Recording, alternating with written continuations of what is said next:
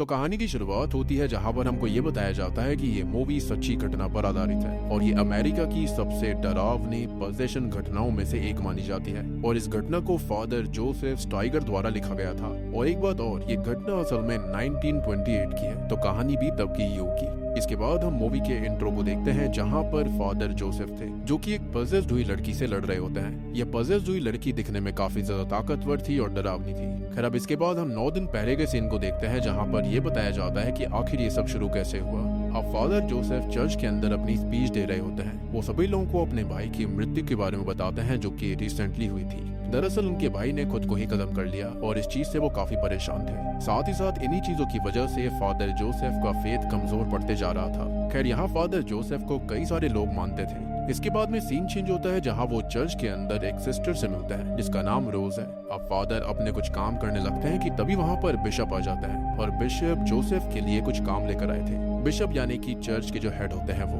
अब वो उसे एक लड़की के बारे में बताते हैं जिसका नाम है एमा स्मिथ। दरअसल एमा को ढेर सारी मेंटल प्रॉब्लम्स थी। उसका कई सारे डॉक्टर्स ने इलाज किया लेकिन सभी असफल रहे। अब यहाँ उसे एक्सॉर्सिज्म की सख्त जरूरत थी और यही बात बिशप जोसेफ को बता रहे थे। जोसेफ ये पूछता है कि क्या उसे ये एक्सॉर्सिज्म करना होगा। इस पर बिशप मना करता है। जोसेफ को तो खाली यहाँ पर किसी का साथ देना था और असली एक्सॉर्सिज्म करने वाले थे फादर थियोफिलस जो कि एक एक्सॉर्सिस्ट होते हैं। जोसेफ ये कहता है कि शायद इस लड़की को साइकियाट्रिस्ट के पास ले जाना चाहिए, लेकिन बिशप जानते थे कि कोई भी डॉक्टर उसका इलाज नहीं कर सकता क्योंकि ये चीज साइंस के परे है। उसके अंदर एक डीमन का वास था।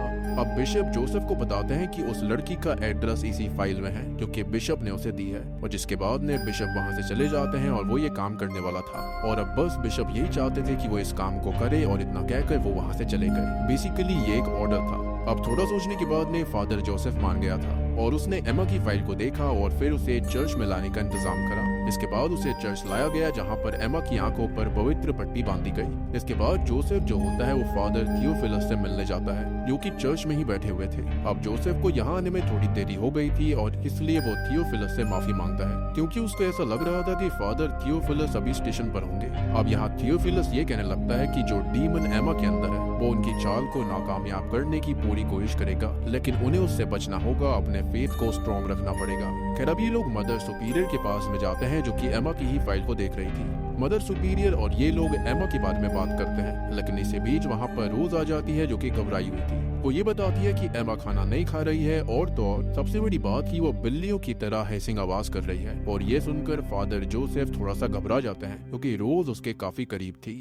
और फादर थियोफिलस ये कहने लगते हैं कि क्या उसने खाने को पहले ब्लेस किया था। तब यहाँ धीरे से फादर जोसेफ ये कहता है कि उसे ये करने की जरूरत नहीं है और वो जाएगा एमा से बात करने के लिए, मिलने के लिए। जिसके बाद में वो एमा से मिलने जाता है और एमा सहमी सहमी सी बैठी हुई थी। वो फादर जोसेफ से अच्छे से बात भी करती है और यहाँ पर जोसेफ को एमा के कुछ लेटर्स मिलते हैं जिसके बारे में एमा बताती है कि उसने ये लेटर्स अपनी माँ के लिए लिखे थे, लेकिन अब उसकी माँ इस दुनिया में नहीं है और वो उन लेटर्स को अपनी माँ की ग्रेव के ऊपर रखना चाहती है। यहाँ पर एमा को देखकर फादर जोसेफ को इतना कुछ नहीं लगता कि एमा को एक्सॉर्सिज्म की जरूरत है, बल्कि उसे ऐसा लगता है कि उसकी कंडीशन एक साइकोलॉजिकल कंडीशन थी। इसके बाद वो वहाँ से चले जाता है और फिर वहाँ पर फादर थियोफिलस के पास आकर बताता है कि एमा को साइकोलॉजिकल दिक्कत है और उसे एक्सॉर्सिज्म की जरूरत नहीं है। लेकिन फादर थियोफिलस ये बताता है कि नहीं, उसकी दिक्कत साइकोलॉजिकल नहीं है, उससे कहीं ज्यादा बढ़कर है। लेकिन जोसेफ ये कहने लगता है कि उसके एक बचपन का फ्रेंड है जो कि अब डॉक्टर बन चुका है और एक बार एमा को उससे चेकअप करवाना चाहिए जिसके चलते उसे शांति मिलेगी। ये सुनकर थियोफिलस कहता है कि अगर वो यही चाहता है तो वो ये कर सकता है और उसके मन की शांति के लिए ऐसा करना गलत नहीं होगा क्योंकि उसका फेथ एक्सॉर्सिज्म में पक्का होना चाहिए। लेकिन होता यह है कि ऐसा कुछ नहीं होता और सीन अगले दिन पर आ जाता है जहाँ पर मदर सुपीरियर और दूसरी सिस्टर सभी साथ में थे, जहाँ पर आज वो पहला रिचुअल एमा के ऊपर परफॉर्म करने वाले थे। और ये जो एक्सॉर्सिज्म की प्रक्रिया होती है ना, वो एक बार की नहीं होती। यहाँ पर कई सारे एक्सॉर्सिज्म लग सकते हैं एक डीमन को हटाने के लिए। खैर अब यहाँ फादर जोसेफ का काम था कि डीमन जो भी बोले उसे वो नोट करना था, चाहे वो लैटिन भाषा हो या फिर कोई और यहाँ पर जो कुछ भी होगा वो भी उसको नोट करना पड़ेगा। अब इसके बाद पहला रिचुअल शुरू होता है जहाँ पर रिचुअल के के दौरान डीमन को तकलीफ हो रही थी, लेकिन रिचुअल के बीच में ही एमा अपनी गर्दन को मोड़ देती है जिससे कि वो बेहोश हो गई थी और इसलिए उन लोगों को रिचुअल रोकना पड़ता है। और ये देखकर फादर जोसेफ कुछ ज्यादा खुश नहीं लग रहा था और उसके अंदर अभी भी एक चीज चल रही थी कि एमा को उन्हें डॉक्टर को ही दिखाना चाहिए। जोसेफ के मन में इतना डाउट इसलिए था क्योंकि आज से पहले वो किसी भी तरह के एग्जॉर्सिज्म में इन्वॉल्व नहीं हुआ था। अब अगली सुबह हम देखते हैं कि फादर जोसेफ जो होता है वो बाहर आया हुआ था, जहाँ पर वो फादर थियोफिलस को एमा से बात करते हुए देखता है। अब रात में ये लोग दोबारा रिचुअल शुरू करने लगते हैं, जहाँ पर सिस्टर्स फादर थियोफिलस के साथ काम कर रही थी, प्रेयर्स और चैंट कर रही थी। लेकिन इसी बीच एमा आउट ऑफ कंट्रोल हो जाती है। वो फादर थियोफिलस को घूरने लगती है, लेकिन थियोफिलस अभी भी एग्जॉर्सिज्म पर ही काम कर रहा था। तो उसके बाद दूसरा नंबर आता है फादर जोसेफ का, जिसको एमा पकड़ लेती है और वो उसको सेड्यूस करने की कोशिश करती है। वो उसके हाथ को लिक कर रही थी और यहाँ फादर जोसेफ अब खुद को आजाद करता है। और तीसरा शिकार यहाँ पर एमा सिस्टर रोज को बनाती है, क्योंकि वो काफी कमजोर थी। वो उसके बालों के बल उसे पकड़ लेती है, उसे उठा देती है, जिससे होता यह है कि जो फोर्स इतनी ज्यादा थी कि इसके चलते रोज के सर के कुछ बाल जो होते हैं वो उसके स्कैल्प से बाहर आ गए थे। अब ये सब होने के बाद में ये लोग दोबारा से ये एग्जॉर्सिज्म रोक देते हैं, लेकिन इस बार फादर जोसेफ को ये चीज पसंद नहीं आई थी, क्योंकि बात यहाँ पर रोज की आ गई थी। इसलिए वो रात को फादर थियोफिलस के पास जाता है, उससे ये कहता है कि अब वो इसमें किसी और को इन्वॉल्व नहीं करेंगे क्योंकि इससे लोगों को चोट पहुंच सकती है। लेकिन थियोफिलस समझदार था, वो समझ गया था कि मैटर क्या है। वो ये कहता है कि अगर यहाँ पर सिस्टर रोज नहीं आ सकती तो उसकी जगह उन्हें किसी और को लाना होगा। उसकी बातें सुनकर फादर जोसेफ वहाँ से चला जाता है। अब अगले दिन फादर जोसेफ सिस्टर रोज से मिलने जाता है, जहाँ पर रोज ये बताती है कि अब वो थोड़ा सा ठीक है और डॉक्टर ने उसको एक सॉफ्ट बैंडेज लगाई है। अब तभी सिस्टर फादर के सामने ये कहने लगती है कि जब ये सब कुछ हुआ था तब उसको पता था कि एमा उसके बस में नहीं है, वो डीमन के बस में है। लेकिन इसके बावजूद उसे एमा के ऊपर काफी गुस्सा आया, जो कि आना नहीं चाहिए था। और तो और उसके मन में एक ख्याल आया कि शायद गॉड एमा को पनिश कर रहे हैं, या फिर एमा के जरिए गॉड रोज को पनिश कर रहे थे। रोज ने कभी भी इतनी ज्यादा कड़वाहट किसी के लिए महसूस नहीं करी थी और इससे वो काफी ज्यादा शर्मिंदा भी होती है, जिस पर फादर जोसेफ ये कहने लगता है कि इसमें उसकी कोई गलती नहीं है, क्योंकि ये सब उनके लिए काफी नया है और वो इसके लिए शायद ठीक से तैयार भी नहीं थे, तो ये सब भूल जाओ। अब यहाँ जोसेफ सिस्टर रोज के लिए प्रेयर पढ़ता है और वहाँ से चला जाता है। अब सीन जो होता है वो तीसरे रिचुअल पर तीसरे दिन पर आता है, जहाँ पर रोज के बदले एक नई सिस्टर आ गई थी, लेकिन वो एमा को देखते ही डर जाती है। तब उसकी साथी सिस्टर यानी कि नन उसको हिम्मत देती है। खैर यहाँ पर फादर ने एमा को बेड से बांध दिया था ताकि अब वो किसी और को नुकसान ना पहुंचा पाए। खैर अब इसके बाद फादर थियोफिलस अपनी प्रेयर स्टार्ट करता है, मतलब कि अपने एग्जॉर्सिज्म को। इसके बाद उसके अंदर के डीमन को तकलीफ हो रही थी, वो उल्टी करने लगता है और अचानक एमा की बॉडी वाइब्रेट होने लगी थी, जहाँ पर दोनों सिस्टर्स उसको संभालती है। यहाँ पर एमा की आंखें बिल्कुल सफेद हो गई थी और एमा अपनी गर्दन घुमा देती है और एकदम शांत हो जाती है कि तभी चेयर्स अपने आप हिलने लगी थी और यहाँ एमा के अंदर का डीमन ये कहता है कि वो सभी पापी हैं, सिनर्स हैं और अपने सिंस को छुपा रहे हैं, और यहाँ उन्हें ये एग्जॉर्सिज्म रोकना पड़ता है। इसके बाद फादर थियोफिलस अकेला बैठा हुआ था, जहाँ पर फादर जोसेफ आता है और अपने सवालों के जवाब मांगता है कि आखिर हुआ क्या था, वो ये सब क्या कह रही थी। जिस पर फादर थियोफिलस उसको कहता है कि वो एमा नहीं, उसके अंदर का शैतान था। और यहाँ थियोफिलस ज्यादा बात नहीं करता और वहाँ से निकल जाता है। अब रात में जब जोसेफ सो रहा होता है तब उसे कुछ आवाज आती है, जिस वजह से वो उठ जाता है।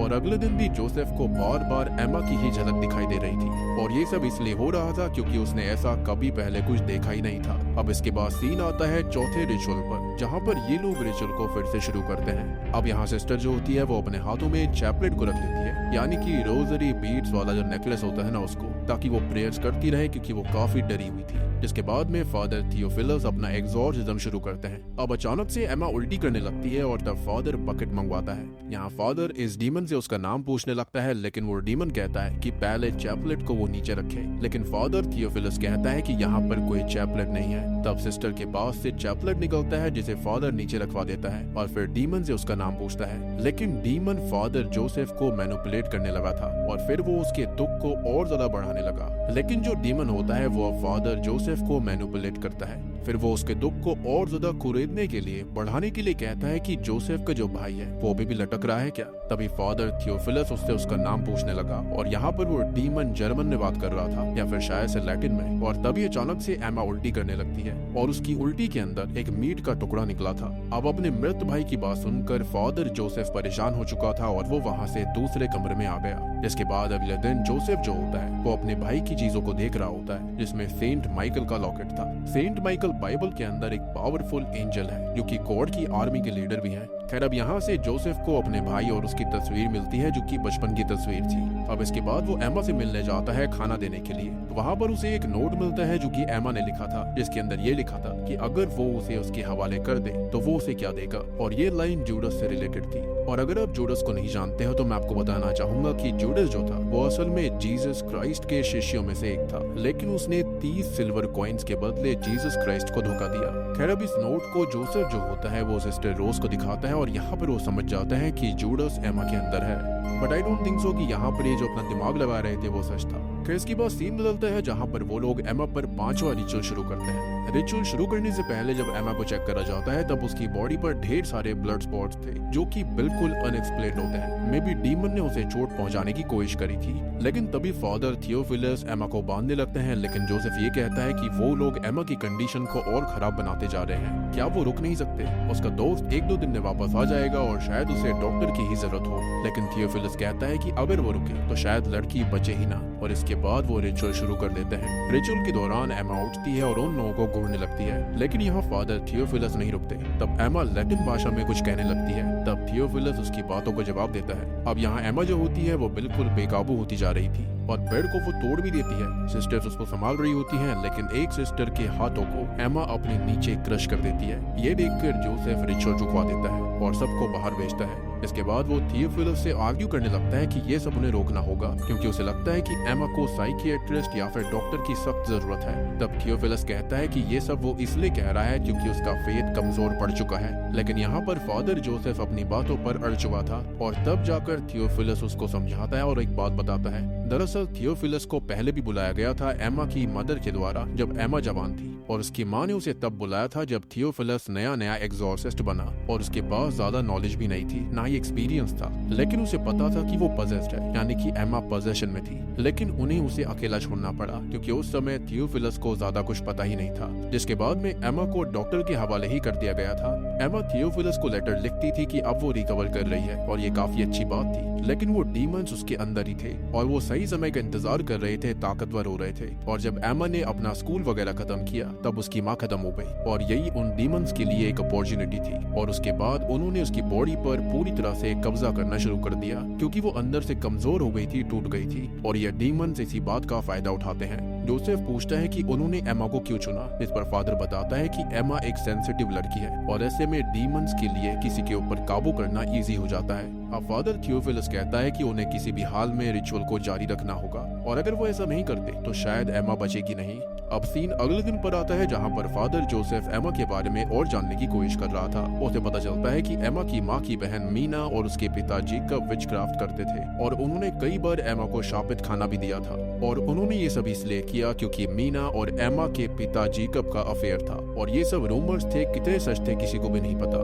खैर इसी बीच सिस्टर सैरा जो होती है वो वहाँ पर आती है, जो कि फादर को एमा के कमरे में ले जाती है जहाँ पर वो नेकेड होती है और उसने खुद को काफी जख्मी कर दिया था। तभी फादर थियोफिलस वहाँ पर आकर एमा को कपड़े से ढकते हैं। खैर अब इसके बाद में सीन बदलता है जहाँ पर मदर सुपीरियर इन सब चीजों से बिल्कुल भी खुश नहीं थी क्योंकि एमा की वजह से सारी सिस्टर्स ट्रॉमा में हैं और तो और वो काफी वायलेंट भी हो चुकी थी। मदर सुपीरियर थियोफिलस को 1 हफ्ते का वक्त देती है और साथ ही साथ अब ये लोग एमा को एक सेलर के अंदर रखने लगते हैं क्योंकि एक कमरे के अंदर सबके बीच रखना एमा को खतरे से खाली नहीं था। खैर अब सीन बदलता है जहाँ पर फाइनली जोसेफ का दोस्त जो कि डॉक्टर था वो वहाँ पर आकर एमा को चेक करता है। वो ये बताता है कि एमा खाली भूखमरी का शिकार है और उसे पानी की जरूरत है, डिहाइड्रेटेड है और उसको आराम करने की सख्त जरूरत थी। दूसरी ओर हम रोज को देखते हैं जो कि गुस्से से पागल होती जा रही थी और ये सब चीजें डीमन ही उससे करवा रहा था और वो उसके गुस्से की भावना को जगा रहा होता है और वो ये सब इसलिए कर रहा था ताकि उनका फेथ कमजोर पड़ जाए और वो रिचुअल में सक्सेसफुल ना हो।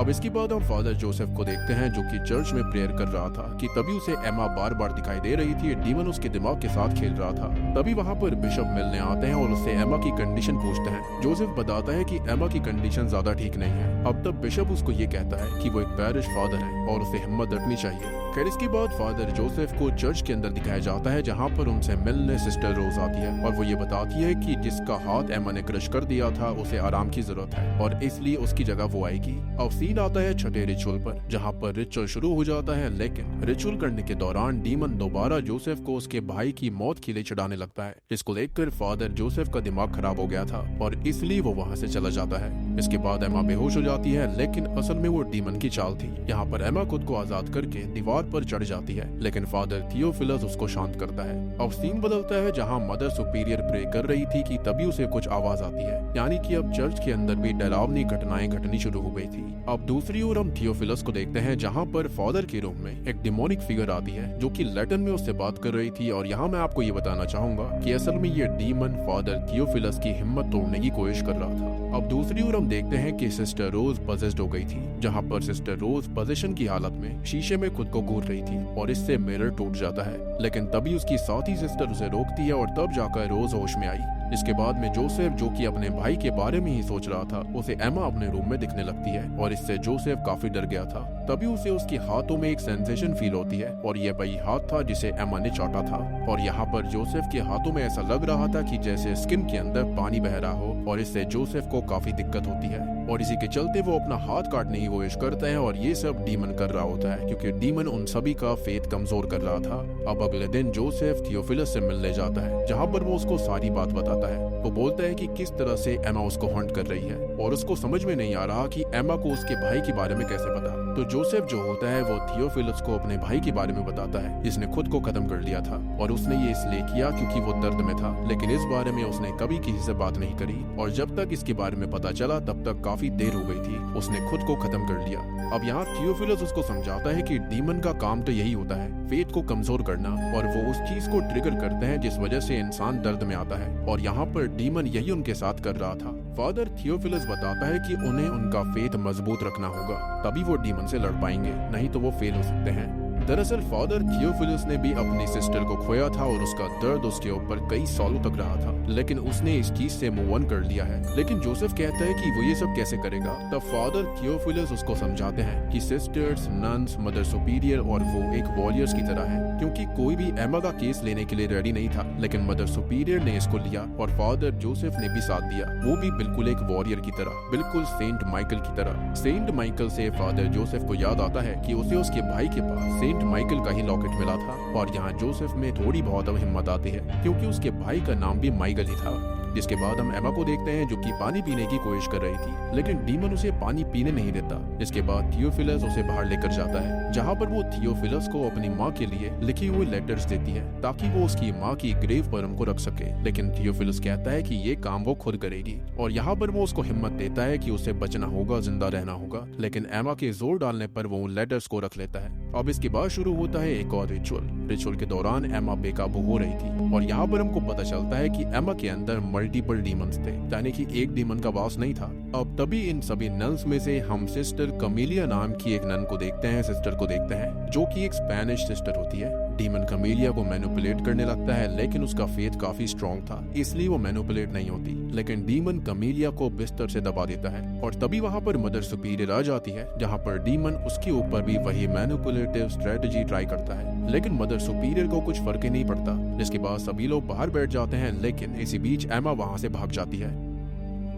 सिस्टर ये बात सभी को बताती है, जिसके बाद सभी लोग उसको ढूंढ रहे थे, वो उसे हर जगह ढूंढते हैं, लेकिन यहाँ पर थियोफिलस के सामने वही डीमन दोबारा आया था। दूसरी ओर रोज और बाकी सिस्टर उसको ढूंढ रही थी और यहाँ फादर जोसेफ को एमा मिल जाती है जो कि बेहोश हो चुकी थी। वो जल्दी से फादर थियोफिलस को बुलवाता है। जब वहाँ पर फादर आते हैं, लेकिन तभी एमा की सांसें बंद हो गई थी और इससे सभी लोग सहम गए। अब तभी फादर थियोफिलस एमा की बैक पर थपथपाने लगता है, जिसके बाद उसके मुंह से कुछ सब्सटेंस निकलता है, जिसके बाद एमा होश में आ गई थी, लेकिन डीमन अभी भी उसके ऊपर हावी था। अब एमा कंट्रोल से बाहर हो रही थी और तब जाकर फादर थियोफिलस एक्सॉर्सिज्म फिर से शुरू करते हैं। अब यहाँ पर थियोफिलस जो होता है वो डीमंस का नाम तो लेता ही है, लेकिन सबसे बड़ी बात कि एमा के अंदर दो स्पिरिट्स ही मौजूद थी जो कि मीना और उसके पिता जेकब की थी। साथ ही साथ उसके अंदर जूडस, अस्मोडियस, सेटन, लेवाइथन और बेल्ज़ेबुब भी थे और यही सारी चीजें उसके अंदर थी जो कि बहुत ही शॉकिंग था। लेकिन यहाँ पर एक्सॉर्सिज्म फेल हो जाता है क्योंकि डीमन बहुत ही ज्यादा शक्तिशाली थे, इतना कि वो पूरे कॉन्वेंट को हिलाकर रख रहे थे,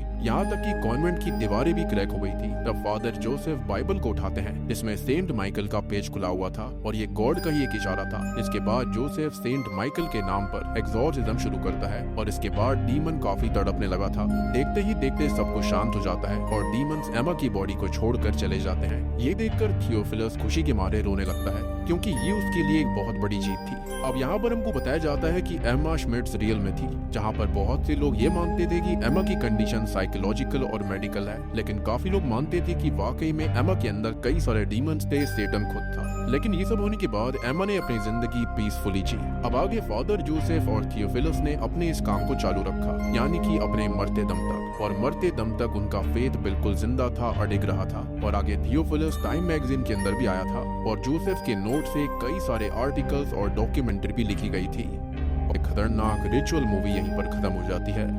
तो दोस्तों ये थी द रिचुअल फिल्म की एक्सप्लेनेशन। उम्मीद करता हूँ कि आपको पसंद आई होगी। अब बात करते हैं इसकी सच्ची घटना के बारे में। तो ये जो मूवी है वो रियल एग्जॉर्सिज्म केस के ऊपर बेस्ड है, जो कि 1928 में अमेरिका के आयोवा टाउन के एक कॉन्वेंट में हुआ था, जहाँ एक लड़की जिसका नाम एमा श्मिड्स है, जिसे कुछ जगह पर एना एक्लैंड भी बोला जाता है, वो पॉजेस हो गई थी, जिसके बाद में चर्च ने ऑफिशियली उसका एग्जॉर्सिज्म करवाया। एमा पर उसकी मासी मीना ने जादू टोना किया था, जो कि खुद एक विच मानी जाती थी, और उसके पिता जेकब पर भी सेक्सुअल अब्यूज का इल्जाम लगा था। अब हो सकता है कि जो उसकी मासी मीना थी, शायद से उसने जेकब के ऊपर भी काला जादू किया हो, जिसके चलते उसने ये सब कर दिया, जिसकी वजह से एमा स्पिरिचुअली और मेंटली टूट गई थी। अब इस एग्जॉर्सिज्म को लीड किया था फादर थियोफिलस ने, जिसके अंदर एमा ने अलग अलग डेमोनिक आवाजों में बात करी और उसने लेविटेट भी किया था, अननोन भाषाएं बोली थी, और उसके अंदर सेटन, बेल्ज़ेबब, जूडस, उसकी मासी और पिता जेकब जैसी स्पिरिट्स की प्रेजेंस भी महसूस हुई थी। ये पूरा रिचुअल 23 दिन तक चला था और फाइनली एक इंटेंस बैटल के बाद वो डीमंस निकाल दिए गए, एग्जॉर्साइज कर दिए गए, जिसके बाद एमा रिकवर कर गई थी, लेकिन उसका जख्म और हॉन्टेड मेमोरीज कभी भी पूरी तरह मिट नहीं पाई होगी। आपको ये मूवी पसंद आई होगी, सच्ची घटना पर आधारित थी, तो पसंद तो आनी ही है। बाकी आप लोग बताइए कि आपको ये फिल्म कैसी लगी, और क्या आप लोग भूत, प्रेत, स्पिरिट्स और डीमंस में विश्वास रखते हो? अगर रखते हैं तो do let me know in the comment section, या फिर आपके साथ कभी कुछ ऐसा हुआ है तो भी बता दीजिए।